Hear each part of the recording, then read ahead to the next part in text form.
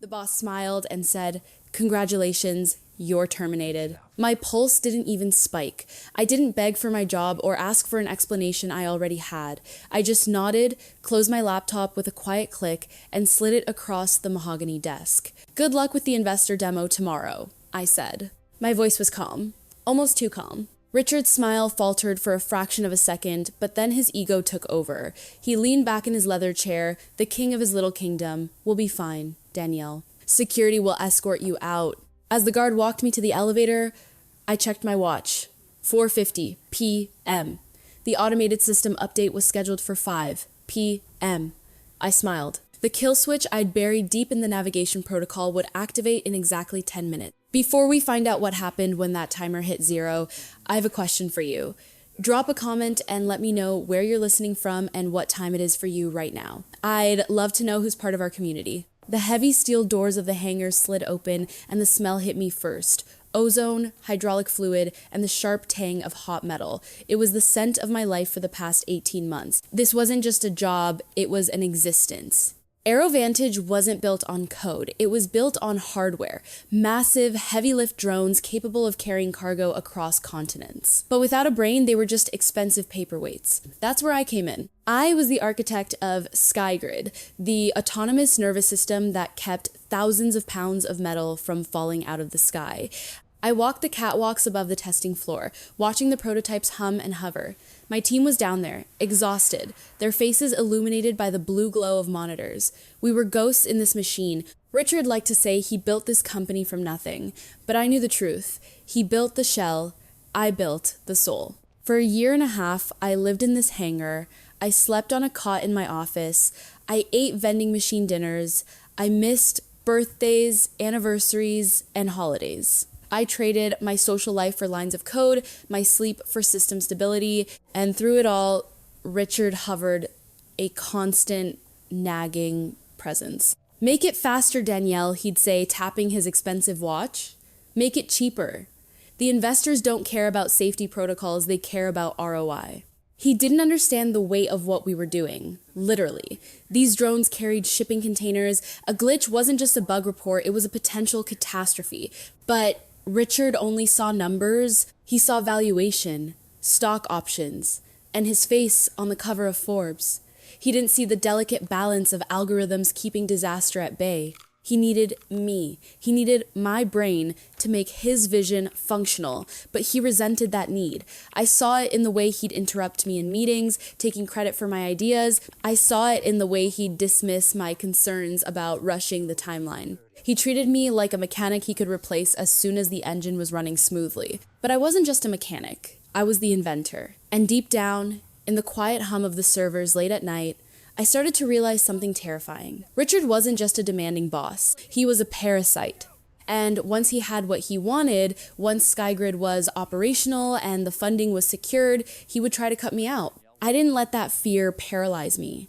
Instead, I let it sharpen me. I kept working, kept building, but I started adding something else to the code. A failsafe. A tether that connected the system directly to me, because I knew with a certainty that chilled my blood that a day would come when Richard would try to take my creation away from me. And today, staring at the termination papers in his office, I knew that day had arrived. He thought he was discarding a used part. He didn't realize he was pulling the pin on a grenade. The hangar, the drones, the hum of the servers, it all felt distant now.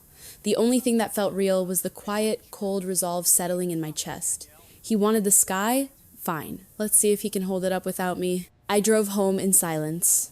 No music, no podcasts, just the hum of the engine and the white noise of my own thoughts. Tears felt like a luxury. I couldn't afford a release valve for pressure I needed to contain. When I unlocked my apartment door, the emptiness greeted me. It was a stark contrast to the chaotic noise of the hangar, but in a way, it was just as lonely. I tossed my keys on the counter and walked to the window, looking out at the city lights. Somewhere out there, Richard was probably popping champagne, celebrating the equity he'd just stolen from me. Why did I stay? That was the question that haunted me. Why did I endure 18 months of disrespect, of stolen credit, of being treated like an inconvenient necessity? It wasn't loyalty. It wasn't even ambition. Not really. It was something deeper, something darker. It was the same reason a mother cat returns to a burning building for her kittens. SkyGrid wasn't just code to me. It was a living, breathing entity I had birthed from nothing. Every line of syntax, every logic gate, every fail-safe was a piece of my mind made manifest. I grew up in a house where love was conditional, where affection was given only when I performed perfectly, and withdrawn the moment I faltered. I learned early on to be indispensable, to be the one who fixed things, who solved problems, who made herself so useful she couldn't be discarded. But Richard was a different kind of predator. He didn't want me to be useful. He wanted me to be owned. He wanted my brilliance without my voice. And for a long time, I let him have it. I let him chip away at my confidence, let him gaslight me into believing I needed him to succeed, but I wasn't asleep at the wheel. That's the mistake people like Richard always make. They mistake silence for submission. They think because you aren't screaming, you aren't paying attention. I was paying attention. I saw the way he looked at the equity agreements, always finding excuses to delay signing. I heard the way he spoke about me to investors, minimizing my role, maximizing his own vision. I felt the shift in the air when the system finally stabilized. The way his need for me began to curdle into resentment. So, 6 months ago, I stopped being just the architect. I became the survivalist. I started building backdoors, not to harm the system, but to tether it to me. I created encrypted keys that only my biometric signature could unlock. I wove my identity into the very fabric of the code, making it so that removing me would be like trying to remove the nervous system from a body without killing it. I stayed because I had to finish it. I had to make sure SkyGrid was perfect, unbreakable, and I had to make sure that when he finally tried to cut me out, he would realize too late that he wasn't holding the leash, he was wearing the collar. My phone buzzed on the counter. It was 5 p.m. I picked it up and watched the screen. A single notification from my private server, administrator access revoked, system lockdown initiated. It had begun. The silence in my apartment suddenly felt heavy, charged with potential energy. I wasn't just a discarded employee anymore. I was the one holding the detonator. And Richard was about to find out exactly what happens when you try to steal the sky. Let's rewind. To understand why I walked out of that office without screaming, without throwing a chair, without shredding the non-disclosure agreement, you have to understand exactly what happened in the 20 minutes prior. The conference room was cold. Not just temperature cold, but sterile. The kind of cold that seeps into your bones and tells you that you are no longer a person, but a liability to be managed. Nicole, the VP of Legal, sat across from me. She didn't look me in the eye. She was too busy smoothing out the edges of the separation agreement, treating the paper with more tenderness than she treated me. Per the terms of your contract, Nicole said, her voice a flat drone, AeroVantage is exercising its right to terminate your employment, effective immediately. However, in recognition of your contributions to the SkyGrid project, Richard has authorized a generous severance package. She slid the document toward me. I looked at the number, $360,000. To the average person, that is life-changing money. It's a house, it's debt freedom. But in this room, in the context of what I had built, it was an insult. It was a rounding error. SkyGrid was about to secure $90 million in Series B funding. The company's valuation was projected to hit $5 billion within the fiscal year. And they were offering me $360,000 to walk away from my life's work. I looked up at Richard. He was checking his cuticles, looking bored. Is this a joke? I asked quietly. Richard sighed, the sound of a parent dealing with a petulant child. It's standard, Danielle. Actually, it's above standard. We're being very generous. Most lead architects get capped at $250,000. I'm not a lead architect, I said, my voice steady. I'm the creator. SkyGrid doesn't exist without me. That valuation doesn't exist without me. Richard leaned forward, placing his elbows on the mahogany table. The mask of the benevolent boss slipped, revealing the shark beneath. Let's be clear about something, he said, his voice dropping to a low, hard register.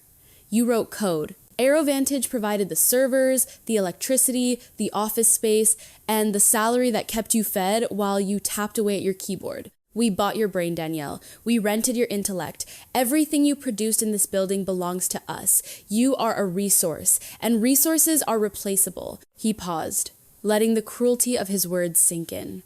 We have the code now, he continued. We don't need the coder. You can take the check, sign the NDA, and move on with a nice nest egg. Or you can fight us, get nothing, and I will bury you in legal fees until you can't afford a cup of coffee. He smiled then, that terminal smile. It's just business. That was the moment. That was the exact second the last thread of loyalty snapped. He truly believed it. He believed that money was the only power that mattered. He believed that because he owned the building, he owned the genius that happened inside it. He thought he was holding all the cards. He didn't realize he was sitting at the wrong table. I looked at the check again. It wasn't a payment, it was a price tag. He was putting a price on 18 months of my life, on my sleep, on my sanity. He was valuing my soul at pennies on the dollar. So, I didn't argue. I didn't try to negotiate for equity he would never give. I just nodded. I realized then that Richard needed to learn a lesson that couldn't be taught with words. He needed to learn the difference between owning the hardware and controlling the machine. Okay, I had said, I understand, and I did. I understood perfectly. He wanted the product without the person.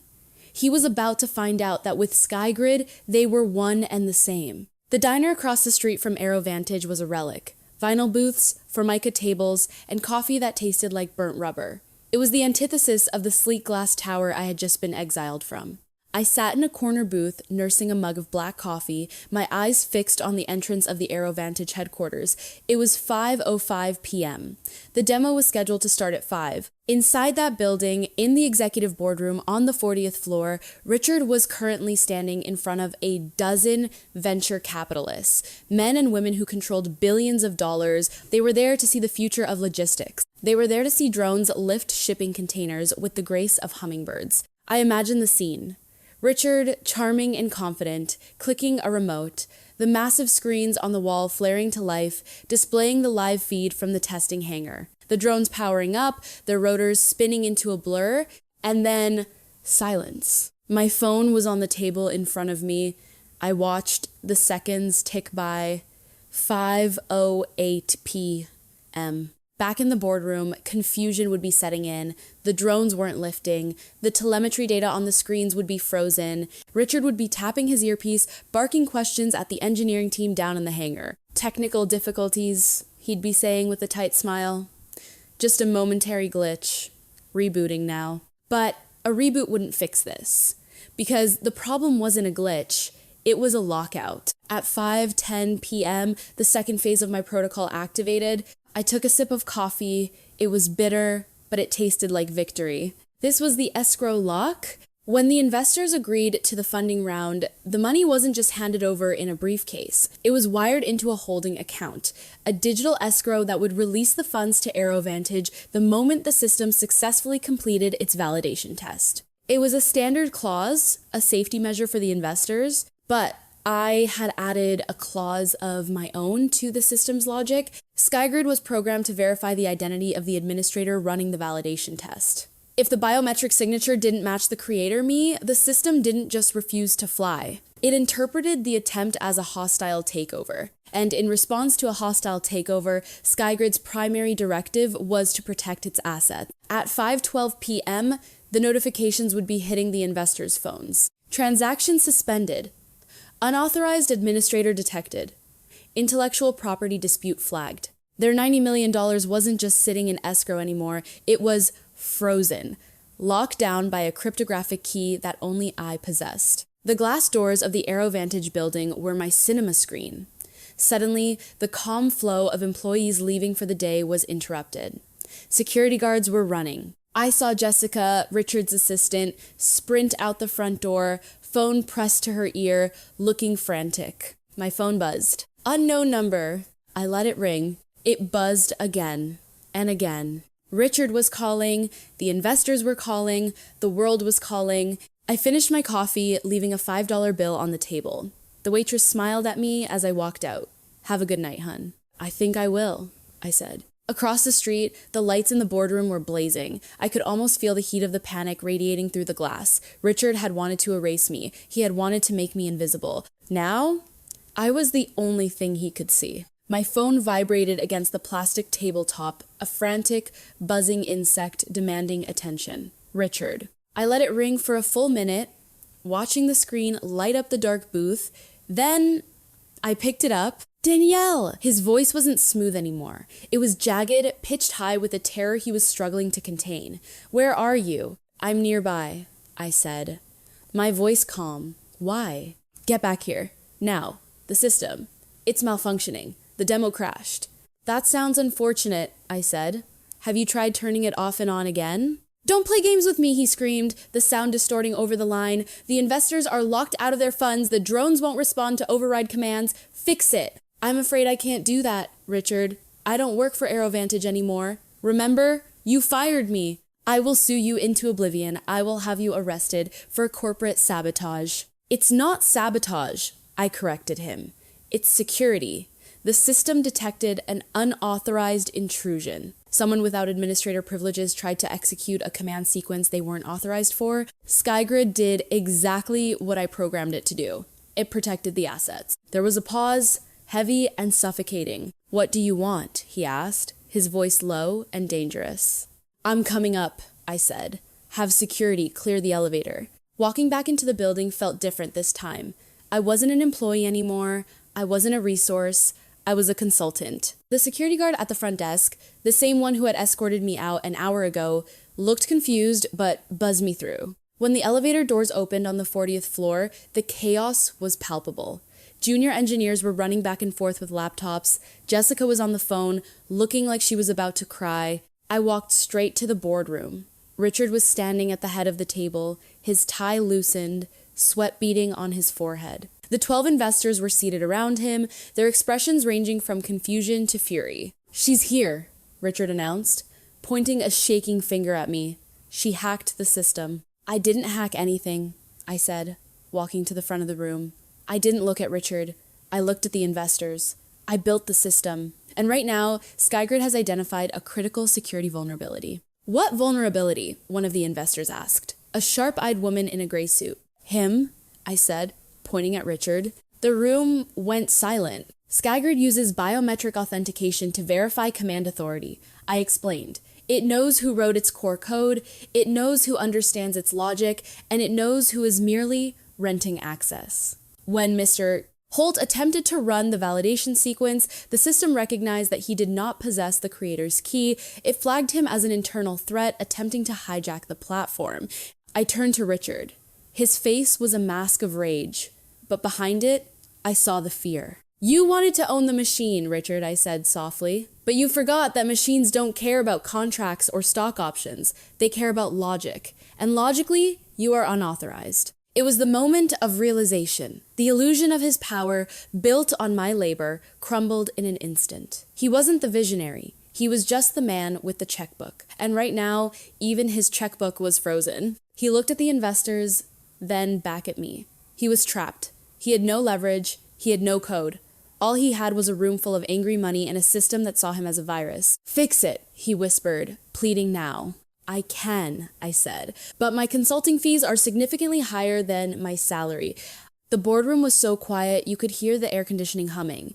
Richard stared at me, his eyes darting between my face and the expectant stares of the investors. He was sweating now, a visible sheen on his forehead that ruined his carefully curated image of control. What do you want? He asked, his voice strained. We already offered you $360,000. That's more than fair. I laughed.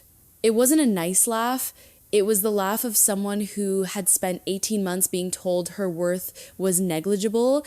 $360,000? I repeated. Richard, the frozen wire transfers in escrow right now total $90 million. My system is protecting a valuation of $5 billion. And you think $300,000 is fair? I walked to the whiteboard at the front of the room and picked up a marker. Here's the new deal, I said, writing as I spoke. 1. Immediate reinstatement of my position as lead architect with full autonomy. No micromanagement, no interference. I wrote a 1 and circled it. 2. Public acknowledgement of my role as the creator of SkyGrid. Not lead architect, not contributor, creator. In every press release, every interview, every patent filing, I wrote a 2. Richard looked like he was about to explode, but the investor in the gray suit, the one who had asked about the vulnerability, nodded slightly. She was listening. And 3, I said, turning to face him, a settlement payment for wrongful termination and intellectual property theft. $12 million. Wired immediately. 12 million? Richard shouted. You're insane! That's extortion! No, I said calmly. Extortion is firing your lead engineer to steal her equity. This is consulting. And my rate just went up. I capped the marker. Or, option B, I walk out of here, the system remains locked, the investor's money stays frozen until they pull out of the deal. The demo fails, and SkyGrid deletes its core navigation protocols in, I checked my watch, 45 minutes. The room erupted. The investors started shouting at Richard. The woman in the gray suit stood up. Mr. Holt, she said, her voice cutting through the noise. If this system fails today, our funding is withdrawn immediately, and we will be launching an investigation into your management practices. Richard looked trapped. He looked at me, hate burning in his eyes, but he knew he had lost. He pulled out his phone and tapped furiously. A moment later, my phone buzzed. Transfer received, $12 million. There, he spat. Are you happy? Almost, I said. I need the IP recognition in writing. Now. Nicole, the legal VP who had tried to lowball me an hour ago, was already typing on her laptop. 5 minutes later, a contract was printed and placed on the table. It granted me full credit, full creative control, and verified the payment. Richard signed it. His hand shook so hard the pen tore through the paper on the first attempt. I picked up the contract, checked the signature, and smiled. Pleasure doing business with you, Richard. I pulled out my phone and tapped a single command. Administrator access restored. System rebooting. On the massive screens, the telemetry data flickered back to life. The drones in the hangar began to lift, their rotors spinning in perfect synchronization. The investors cheered. Richard slumped in his chair, defeated. I didn't stay to watch the demo. I didn't need to. I knew it would work. I built it. I walked out of the boardroom, past the stunned assistant, past the security guards who now looked at me with awe. I took the elevator down to the lobby and walked out into the cool evening air. The city lights were coming on, illuminating the skyline. For the first time in 18 months, I didn't feel the weight of the sky on my shoulders. I felt light, I felt powerful, and most of all, I felt paid. 3 months later, I walked into the offices of the Ethical Code Initiative. It wasn't a glass tower. It was a renovated warehouse in the tech district, buzzing with energy. I wasn't just the founder, I was the proof of concept. Using the settlement money, I had built an organization dedicated to protecting tech workers from intellectual property theft and exploitative contracts. We offered legal aid, contract review, and advocacy. We were the union for the people who built the future. I walked past the open workspaces where young developers were consulting with lawyers, where engineers were learning how to copyright their code. It was a different kind of architecture than SkyGrid, but it was just as vital. Richard was still at AeroVantage, but his power was diminished. The board, spooked by the near disaster and the public scrutiny that followed, had installed a new chairman to oversee him. He was rich, yes, but he was leashed. He would never again have the unchecked authority to exploit someone like me. SkyGrid was thriving, its protocols now the industry standard for autonomous logistics. My name was on every patent, every white paper, every press release. I had secured my legacy not by destroying the company, but by forcing it to acknowledge its creator. I sat at my desk and opened my laptop. There was one final file on my private server, the original access keys to the SkyGrid backdoor. The escrow lock protocol. I didn't need them anymore. The system was safe. I was safe. I highlighted the files and hit delete. It wasn't just data I was erasing. It was the anger. It was the need for vengeance. I had outgrown Richard. I had outgrown the need to prove myself to him or anyone else. The true revenge wasn't the money or the title or the public validation. It was the fact that I had taken the fire he tried to burn me with and used it to light a torch for others. I wasn't just a survivor of the industry anymore. I was its conscience. I closed my laptop and looked out the window. The sun was setting over the city, painting the sky in shades of gold and violet. Somewhere out there, a drone was lifting off, guided by my mind. But down here, on the ground, I was guiding something even more important. Whatever it is you're building, don't let someone else take credit for it. So here's my challenge to you. Stand up for yourself, share your thoughts, leave a comment, and let's start a conversation about protecting what's ours.